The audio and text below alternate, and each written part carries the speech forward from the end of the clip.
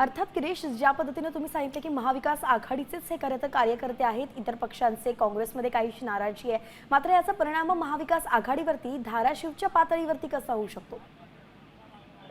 नक्कीच ज्या पद्धतीने आपण बघतोय की सध्या तरी महाविकास आघाडी ही स्थानिक स्वराज्य संस्थांमध्ये एकत्र राहणार नाही हे सातत्याने प्रत्येक पक्षाचे नेते सांगत आलेले आहेत. मात्र तिथल्या परिस्थितीनुसार या ठिकाणी निर्णय घेतला जाईल असं देखील नाही सांगतायत. उद्धव ठाकरे यांनी देखील स्वतःहून सांगितलेलं आहे. अशा स्थितीत खरं तर धाराशिवमध्ये ठाकरे गटाचे आमदार कैलास पाटील आहेत, खासदार देखील ठाकरे गटाचे आहेत. त्यामुळे एकंदरीत या काँग्रेसचे देखील पदाधिकारी आल्याने ठाकरे गटाची ताकद नक्कीच वाढेल. जिल्हा परिषदेच्या निवडणुका आहेत त्यावर देखील ठाकरे गटाचे ताकद आहे ते मजबूत होईल आणि त्या दृष्टीने आता हा पक्ष प्रवेश होताना आपल्याला पाहायला मिळत आहे. धन्यवाद गिरीश, सविस्तर अपडेट आपण दिली आहेत. खरं तर मातोश्रीवरची ही दृश्य आहे ज्या ठिकाणी उद्धव ठाकरे स्वतः त्यांनी शिवबंधन बांधले अनेक कार्यकर्त्यांना.